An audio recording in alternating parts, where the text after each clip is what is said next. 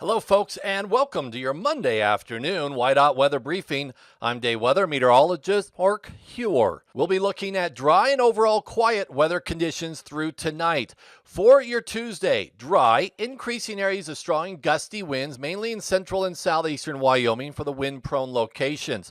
On Wednesday, early in the morning, so late Tuesday night, early Wednesday morning, right through early Thursday is when a high wind event is basically going to be impacting almost all areas of Wyoming. Then as we get into late Wednesday and Wednesday night, extreme winds going to be a threat and a high likelihood across wind-prone areas in central, south central, and southeastern Wyoming. For tonight, couple of pockets of some strong winds, no high winds or high-profile vehicle alerts for tonight. Southeastern Wyoming around mainly the Chugwater to Bordeaux area, and then also central Wyoming, mainly Douglas towards Casper, and also the northern portion of the Shirley Basin, seeing some gusts out of the west-southwest, 35 to 45 miles an hour, but no big deal. Otherwise, dry with light to breezy winds tonight. Let's dive into Tuesday. Wind coverage starts to expand. Southeastern, central, and also south central Wyoming. Now looking at breezy to strong daytime winds.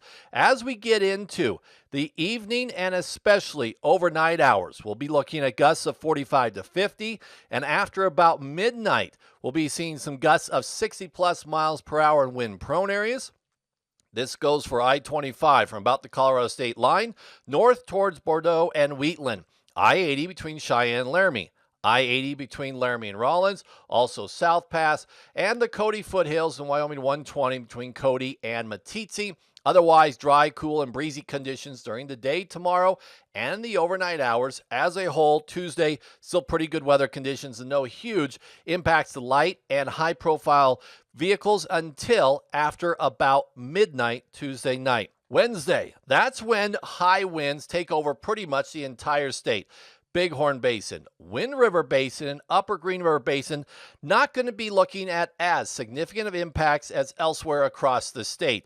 And it'll be the red dashed area here of I-25 from Cheyenne all the way up towards Glendo, I-80 from a little bit east of Cheyenne over to Laramie, and then towards Rawlins. They'll be looking at potentially 70 to 90 mile per hour gusts after about 1 to 2 p.m. on Wednesday.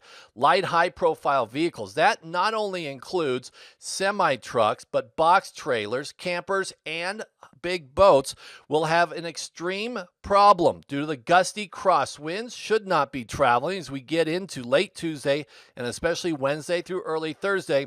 Going to be looking at light, high-profile vehicles if you're on the roadways tipping over like trash cans come Wednesday evening and night. South Pass also gets into the act, as well as the Cody foothills in Wyoming 120.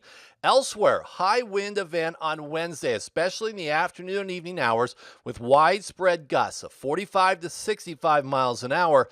And here across east central and northeastern Wyoming, it'll pretty much be a northwest wind. Here across south central and southwestern areas, it'll be a west to southwest wind.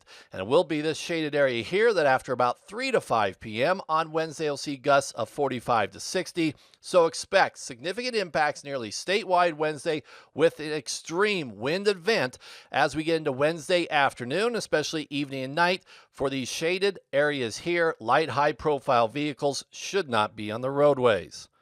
Thanks for watching. We'll talk to you tomorrow. We'll also explain why we're going to see such extreme winds late Wednesday.